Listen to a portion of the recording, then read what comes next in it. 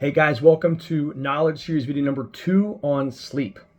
Okay, we're gonna get right into it. This is kind of a issue that's near and dear to my heart because it affected me for into my 20s and into my early 30s until I started doing a lot of reading on my own to try to figure out how I could help myself and then help others.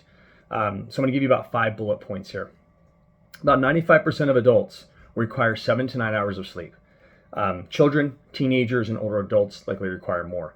Athletes require more, especially master's level athletes, so 40 plus. It's ideal that they get a little bit more.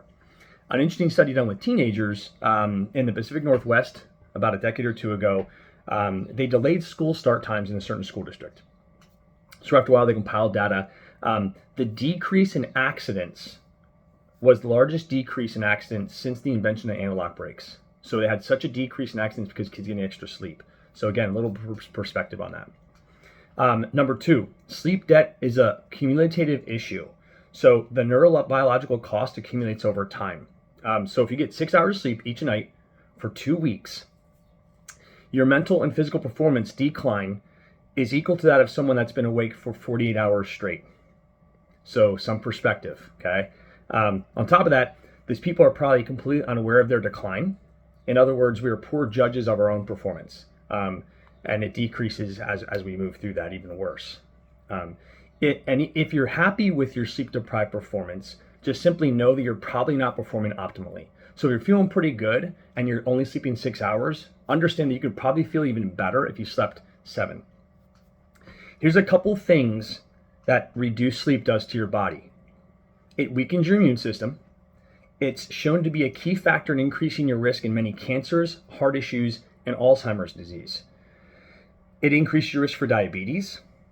After only 2 nights of under 6 hours of sleep, you're in a pre-diabetic state. Weight gain and possible loss of lean body mass. Decreased ability to not only learn, but to remember and memorize things. It throws off the body's natural circadian rhythm. It increases injury rates in sports, especially in youth and teens. They've done a lot of research on that, and it's tremendous what sleep does for that age group.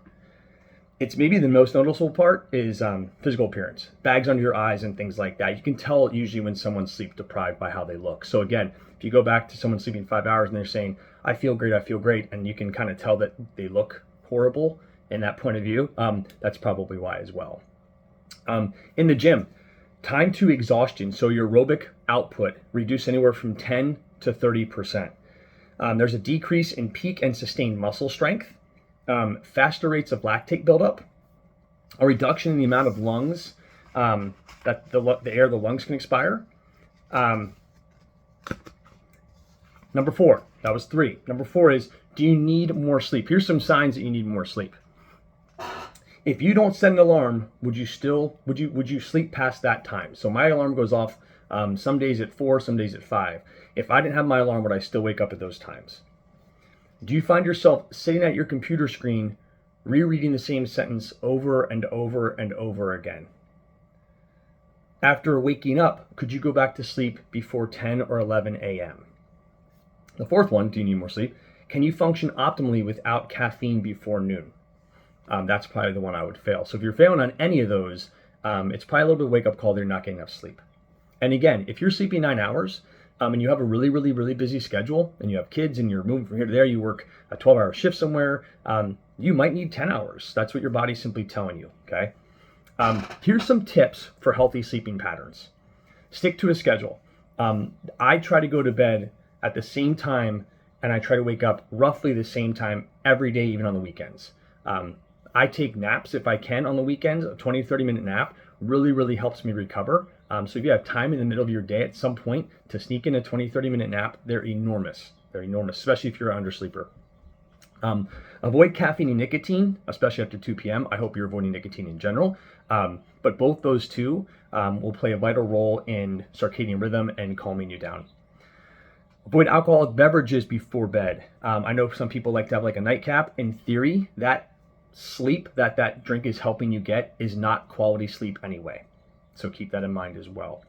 Avoid drinking too much liquid before bed to prevent getting up to go to the bathroom. So here's what we mean by that. Don't dehydrate yourself, but if you drink a ton of water before you go to bed and you're up 3 or 4 times, in the middle of a sleep cycle, that can really, really disrupt your night's sleep. So again, drink more water in the morning than at night. Avoid large meals prior to going to sleep. Don't nap past 3 p.m. Relax before going to bed. Avoid the TV. We do not have a TV in our bedroom. I was told right away when I got married that wasn't going to happen, and it was actually a very wise move. So avoid that stuff 30 minutes before going to bed, at least 30 minutes before going to bed. 65 to 68 degrees is optimal sleep temperature. And summer nights, sometimes when we forget to turn the AC down when we're all at work, and it's 72, I don't sleep as well. So 65 to 68 is optimal. Don't lie awake in bed. I've done this a lot. It actually helps me. So I'll come up and I'll do a little bit of work. And sometimes when I'm doing work or reading, I'll realize how tired I am and it helps me get back to bed quicker. So again, don't lie awake in bed and count sheep and all that stuff. Begin sleep prep 1 to 3 hours beforehand. I do this about 90 minutes before I will start to prep for my sleep. I actually take GABA around 6:30 at night, and that helps me kind of my brain calm down a little bit, and that helps me really, really sleep better. Stretch, yoga, read, do something to de-stress yourself before you go to bed. For some of you guys, setting an alarm to go to bed might be a really good thing. So maybe at 8 p.m. for some of you early morning people, set an alarm for 8 p.m. and say, okay, it starts now. I'm going to get to bed by 8:30. That's my goal. Get natural sunlight, vitamin D during the day. That's best important. A day like this, I'm filming right now. It's about probably in the early, low 60s. It's a beautiful day outside. Getting in a walk, things like that, letting your body absorb and feel that natural vitamin D is enormous. At our other gym, we did a discussion on this, and I had a friend who was an undersleeper and he knew it. And my challenge was to them, just get 1 extra hour sleep a night. If you're sleeping 5 hours a night, don't try to go to 9. That's not going to work. But add an hour here and an hour there, and layer that over the course of 2 to 3 months, just like you would with any kind of nutrition plan. He added an hour to his nightly routine of sleep, and he came back in 2 weeks and said he felt completely different. And he was doing well before that, but he just felt like something was missing. So I'd encourage you. I'm not going to make everybody sleep, and I know people have excuses, and that's really what they are. So if there's nothing going on at night at 8 o'clock, I put my kids to bed. I'm done thinking. I'm not going to do any more work. I try to go to bed around 8:30 every day. So if it's a priority to you, you'll make it happen. And if it's not, you simply won't, and that's fine. Just understand that at the end of the day, you could probably be getting more out of your gym time and probably more out of your life if you took the time and got a little bit extra sleep. The whole sleep when you're dead thing I hear sometimes it's idiotic. It's unintelligent because the facts show that if you sleep less, you will die sooner. So when people say that, they're really have no idea really what's going on. So getting sleep can help preserve your life and add years to your life as well.